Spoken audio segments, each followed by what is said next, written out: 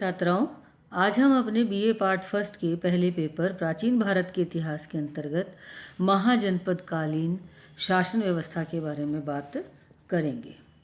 अभी हमने पिछले लेक्चर्स के अंदर महाजनपदों की संख्या और महाजनपदों में किस प्रकार के शासन प्रकार थे, यानी राजतंत्रात्मक और गणतंत्रात्मक थे, उनके बारे में हमने बात की थी। संघीय जो महाजनपद थे यानी जो संघ थे, उनकी शासन व्यवस्था की हमको जानकारी बौद्ध ग्रंथ अट्ठकथा, पाणिनि की अष्टाध्यायी और कौटिल्य के अर्थशास्त्र से मिलती है।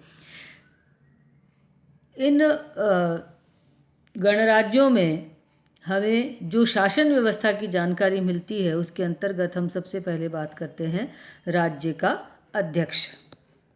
गणराज्यों का शासन जनता के प्रतिनिधि संचालित करते थे। बौद्ध ग्रंथ अट्ठकथा के अनुसार लिच्छवी गणराज्य के शासन संचालन हेतु वहाँ 7,707 राजा, उपराजा, सेनापति व कोषाध्यक्ष थे। अर्थात ये छोटे छोटे कबीले थे जो मिलकर के एक संघ बने थे। तो उन सब कबीलों के जो प्रमुख थे, उन सब की संख्या 7,707 थी। तो 7,707 राजा, उपराजा, सेनापति और कोषाध्यक्ष मिलकर के लिच्छवी गणराज्य के शासन का संचालन करते थे। इन्हीं में से राज्य का अध्यक्ष चुना जाता था, जिसे गणपति या गणराज कहा जाता था। गणपति का चुनाव एक निश्चित समय के लिए होता था। चुनाव कुलीनों द्वारा किया जाता था। वह राजस्व वसूल कर सकता था तथा अपना खजाना और सेना रख सकता था। एक तरीके से अगर देखा जाए तो गणराज्यों के अंदर कुलीन तंत्र था, यानी कुलीनों की व्यवस्था थी। गणतंत्र व्यवस्था में ब्राह्मण का स्थान गौण हो गया था, वह सलाहकार नहीं हो सकता था।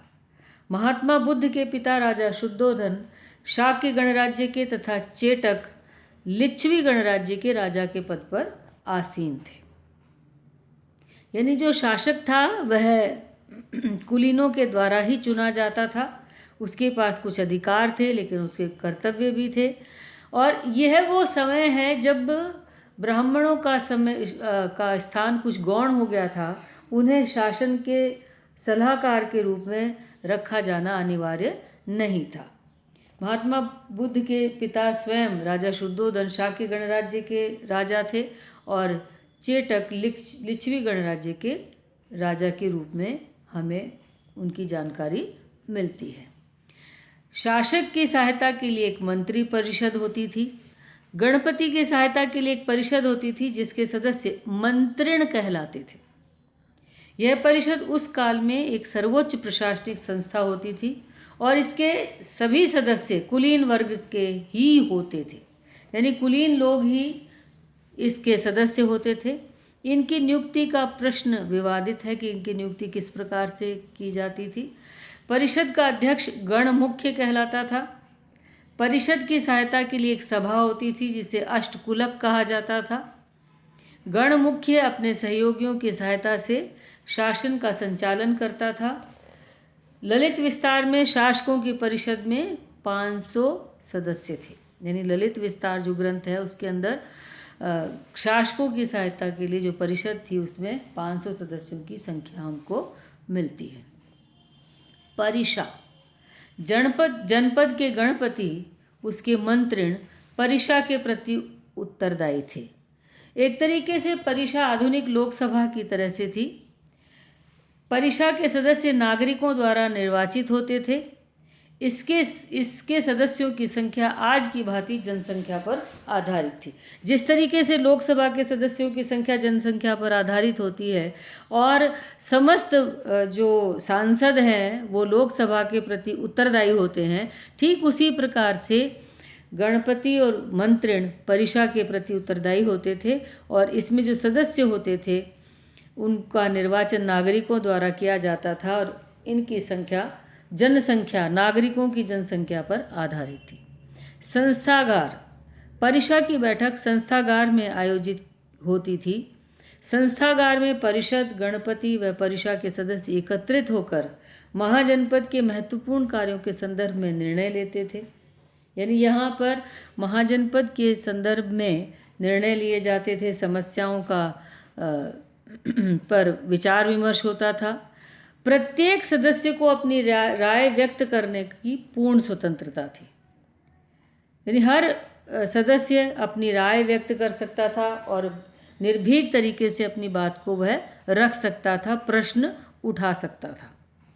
जब किसी महत्वपूर्ण कार्य के लिए निर्णय लिया जाता था, उस समय यदि विवाद उत्पन्न होता था, यानी मतैक्य नहीं होता था, तो विवाद की स्थिति में बहुमत के आधार पर निर्णय लिया जाता था। मत के लिए निर्वाचन होता था, मतदान होता था। तो मत के लिए विभिन्न रंग की शलाकाओं का प्रयोग किया जाता था। मतानुसार जितने मत हैं उनके अनुसार रंगीन शलाकाएं शलाका ग्राहक के पास जमा की जाती थी, यानी वो व्यक्ति जो शलाकाएं रखता था उसे शलाका ग्राहक कहा जाता था। और जितने मत होते थे उतने रंग की शलाकाएं होती थी, तो शलाका ग्राहक के पास जमा की जाती थी। और जिस मत की शलाका, जिस रंग की शलाका सबसे ज़्यादा होती थी, उसे बहुमत का निर्णय माना जाता था। संस्थागार में गण पूर्ति आवश्यकता थी, यानी कोरम जिसको कहा जाता है कि एक निर्धारित संख्या में यदि सदस्य हैं तभी संस्थागार की गतिविधि होगी, अन्यथा वह गतिविधि अमान्य होगी। तो संस्थागार में गणपूर्ति या कोरम की आवश्यकता थी। संस्थागार की बैठक व्यवस्था अन्न प्रज्ञापक नामक अधिकारी किया करता था। इन गणराज्यों में वज्जी संघ की जो शक्ति थी और जो संगठन था उसके लिए 7 अपरिहार्य नियम थे। तो वज्जी संघ की शक्ति एवं संगठन का कारक संघ के 7 अपरिहार्य नियम थे, जिनकी अनुपालना वज्जी संघ के प्रत्येक नागरिक को करनी अनिवार्य थी, अपरिहार्य थी। यानी वज्जी संघ ने 7 अपरिहार्य नियम बना रखे थे, जिनकी पालना के कारण ही वज्जी संघ में संगठन था और इस संगठन के कारण ही वज्जी संघ की शक्ति बहुत अधिक थी। ये 7 अपरिहार्य नियम थे। पहली बात, निर्धारित समय पर सभी सदस्यों की उपस्थिति के साथ सभा का अधिवेशन हो, यानी समय की पाबंदी और सभी सदस्यों की उपस्थिति अनिवार्य मानी जाती थी। तो निर्धारित समय पर ही सभी सदस्य उपस्थित हों जब सभा का अधिवेशन हो। समग्र भाव से संघ में उपस्थित, समग्र भाव से अधिवेशन की समाप्ति तथा समग्र भाव से संघ के कार्यों का निष्पादन, यानी सभी के सहयोग से। ऐसा नहीं है कि बहुमत की बात की जाए या कुछ लोग नहीं भी आए तो चले। सभी लोग समग्र भाव से उपस्थित हों, अधिवेशन की समाप्ति तक हों और सभी कार्यों का निष्पादन किया जाए। समग्र भाव से ही संघ के कार्यों का निष्पादन किया जाए, यानी संघ के कार्यों को, संघ के नियमों को, संघ के प्रत्येक निर्णय के लिए सभी समग्र भाव से समर्पित हों। तीसरा, जो स्वीकृत ना हुआ हो उसे स्वीकार ना करना और जो स्वीकृत हो चुका है उसका उल्लंघन ना करना, यानी जो भी निर्णय लिया जा चुका है उस निर्णय को मानना, उसका उल्लंघन ना करना, और जो निर्णय नहीं हुआ है उस प्रकार के कार्य को नहीं करना, यह एक नियम था। वज्जी संघ के वृद्धजनों तथा नेताओं का आदर सत्कार करना, क्योंकि अनुभव के कारण, नेतृत्व के गुणों के कारण उनकी बात को सुना जाना चाहिए, क्योंकि उनके अनुभव और नेतृत्व क्षमता से ही वज्जी संघ आज तक अपने आप को सफल बनाए हुए रखे हैं। वज्जी संघ के चैत्यों में धार्मिक क्रियाकलापों की निरंतरता बनाए रखना, क्योंकि इनके माध्यम से धार्मिक एकता बनी रहेगी। वज्जी संघ के धार्मिक अरहंतों का सम्मान करना, क्योंकि जब तक धार्मिक अरहंतों का सम्मान रहेगा, उनकी बात को सुना जाएगा, तब तक एकता बनी रहेगी। और वज्जी संघ के वृद्धों का सत्कार करना, ये 7 नियम थे जो कि अपरिहार्य नियम थे। प्रत्येक वज्जी संघ के नागरिक को वज्जीय संघ के प्रत्येक नागरिक को इन 7 अपरिहार्य नियमों की अनुपालना करनी आवश्यक थी, परम आवश्यक थी, या ये कहें अपरिहार्य थी। इसके बाद प्रश्न आता है, उसके बाद बात करते हैं महाजनपद की न्याय व्यवस्था के बारे में। बौद्ध ग्रंथ अट्ठकथा के अनुसार वज्जियों की न्याय व्यवस्था बहुत ही निराली थी। वज्जीय संघ की न्याय व्यवस्था अति लोकतांत्रिक थी। अपराधी की जांच पड़ताल और न्याय परीक्षा 7 न्यायालयों द्वारा की जाती थी, यानी बहुत लोकतांत्रिक तरीके से न्याय व्यवस्था को चलाया जाता था। किसी भी अपराधी को अपराधी घोषित करने से पहले कड़ी जांच पड़ताल होती थी और उसे 7 न्यायालयों के द्वारा उसे चरणों के अंतर्गत गुजरना होता था। ये 7 न्यायालय थे। पहला विनिश्चय महामात्र, दूसरा व्यवहारिक या व्यवहारिक, तीसरा सूत्रधार, चौथा अष्टकुलिक, पांचवां सेनापति, छठा उपराजा और 7वां राजा। प्रथम स्तर पर प्रारंभिक जांच की जाती थी, यानी विनिश्चय महामात्र के द्वारा प्रारंभिक जांच की जाती थी। द्वितीय स्तर पर विधिक स्तर पर, यानी जो नियम है उनके आधार पर जांच की जाती थी।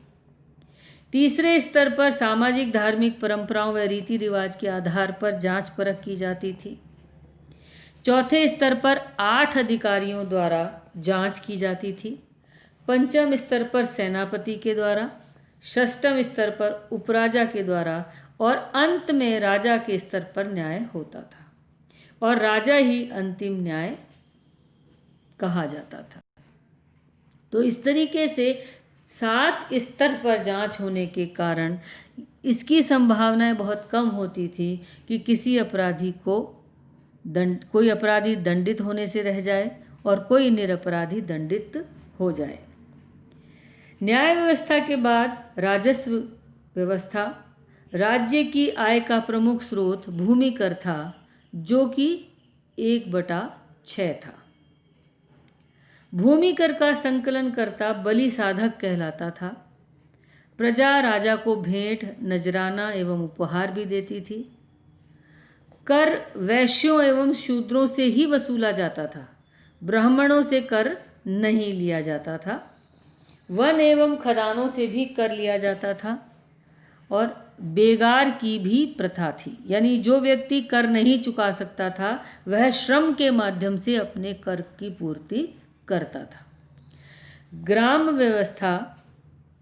भूमि कर वसूली की समुचित व्यवस्था ग्राम प्रशासन द्वारा की जाती थी।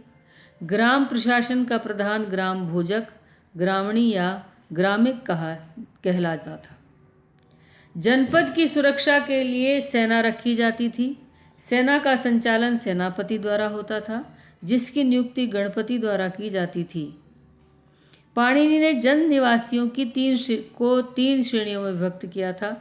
पहले जनपद के प्रति भक्त हों, दूसरे जो जनपद के निवासी हों, तीसरे जिनके पुरखे दीर्घ काल से वहाँ पर निवास कर रहे हों। यानी कि 3 प्रकार के वहाँ पर निवासी थे। एक तो जो जनपद के ही निवासी हैं, दूसरे वो लोग जो कि उस जनपद के प्रति भक्ति भाव रखते हों, और तीसरे जिनके पुरखे कहीं और से आकर के दीर्घ काल से यहाँ पर निवास कर रहे थे। गणतंत्रों के संदर्भ में प्राप्त जानकारी से ज्ञात होता है कि उनके जीवन में नगरों की महत्वपूर्ण भूमिका थी। प्रजातंत्र स्वतंत्रता, व्यक्तिगत स्वतंत्रता तथा जनमत स्वतंत्रता पर विशेष बल दिया जाता था।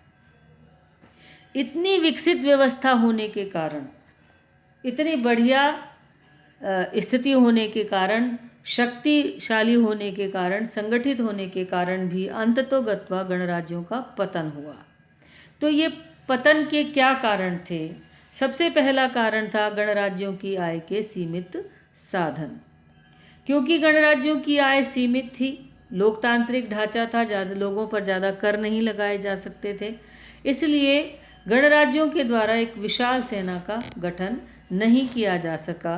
और क्योंकि एक अपने आप को मजबूत बनाए रखने के लिए, शक्तिशाली बनाए रखने के लिए एक विशाल सेना की आवश्यकता थी और गणराज्यों के पास वह विशाल सेना नहीं रही, राजतंत्रों के पास में यह विशाल सेना थी, इसलिए इन गणराज्यों का पतन हो गया। दूसरा कारण था गणराज्यों में दलबंदी। विभिन्न जनपदों के कारण अलग अलग जन थे और अलग अलग जन होने के कारण परिषा में, यानी जो उनकी संसद जैसी जगह थी, उसमें लोगों में विवाद, ईर्ष्या, द्वेष बढ़ने लगा, जिससे दलबंदी को बढ़ावा मिला और उसके कारण गणराज्यों में पारस्परिक फूट को बढ़ावा मिला और जैसे जैसे उनकी फूट बढ़ती गई, उनकी शक्ति और उनकी एकता में कमी आती चली गई। तीसरा कारण है जनपदों में राजनीतिक एकता का अभाव। अपने अपने जन का प्रभाव बढ़ाने के कारण राजनीतिक एकता का अभाव होने लगा। प्रत्येक जनपद अपने अपने राज्य की सीमाओं को बढ़ा रहा था, जिसके कारण स्वाभाविक रूप से उसका दूसरे गणराज्य से संघर्ष हो रहा था। तो गणराज्यों में एकता का अभाव हुआ और इसके कारण उनकी शक्ति क्षीण होती चली गई। साम्राज्यवादी भावना का प्रादुर्भाव। प्रत्येक गणराज्य, प्रत्येक महाजनपद अपने साम्राज्य का विस्तार, अपनी सीमाओं का विस्तार करना चाहता था, जिसके कारण शक्तिशाली महाजनपद अपने से कमज़ोर महाजनपद को अपने अंदर मिला रहा था। तो साम्राज्यवाद की भावना के प्रादुर्भाव के कारण भी गणराज्यों का पतन हुआ। राजतंत्र की ओर झुकाव। लोकतांत्रिक व्यवस्था होने के कारण निर्णयों में देरी होना या मतभेद होना, इन स्थितियों के कारण लोगों का झुकाव राजतंत्र की ओर होने लगा, क्योंकि राजतंत्र के वैभव के कारण, राजतंत्र के महिमा के कारण और राजतंत्र के अंदर जो शीघ्र निर्णय होते थे, उनके कारण लोगों का झुकाव राजतंत्र की ओर होने लगा। मगध की शक्ति का उदय। मगध महाजनपद ने पहले बिंबिसार के समय में और उसके बाद अजातशत्रु के समय में अपनी शक्ति को विस्तृत करना प्रारंभ किया। न सिर्फ उन्होंने शक्ति विस्तृत की, बल्कि अपनी सीमाओं का विस्तार भी किया, जिसके कारण धीरे धीरे मगध एक शक्तिशाली राज्य के रूप में परिवर्तित होने लगा। मगध ने बहुत सारे महाजनपदों को अपने अंदर मिलाना प्रारंभ कर दिया, जिसके कारण मगध की शक्ति का विस्तार हुआ। अगला कारण है गणराज्यों में संवैधानिक कमियां। बहुत सारी संवैधानिक कमियां थी, जैसे प्रत्येक जन का जो राजा है वह अपने आप में स्वतंत्र होता था और निर्णयों में देरी होती थी, क्योंकि न्याय व्यवस्था की हम बात करें तो 7 चरणों में जांच पड़ताल होती थी। तो जो संवैधानिक कमियां थी, उन संवैधानिक कमियों के कारण भी गणराज्यों की शक्ति कमजोर हुई। गणराज्यों में गोपनीयता का अभाव, जिसके कारण वे क्या करने जा रहे हैं इसकी सूचना प्रत्येक व्यक्ति को होती थी और शत्रु उन सूचनाओं का लाभ उठाता था। इस प्रकार हम ये देखते हैं कि महाजनपद काल वह काल है जहाँ जनपदों का राज्य की ओर विकास का कालक्रम हम इसके अंतर्गत देखते हैं। महाजनपद अपने आप में बहुत अनूठे थे। उनके द्वारा गणतंत्रात्मक व्यवस्था को विकसित किया गया और यह बड़ा आश्चर्यजनक है कि जिस समय तक पूरे विश्व में गणतंत्रात्मक व्यवस्थाएं नहीं थीं, वहाँ भारत के अंदर इन महाजनपदों में हमें संघीय और गणतंत्रात्मक व्यवस्था स्पष्ट रूप से दिखाई देती है।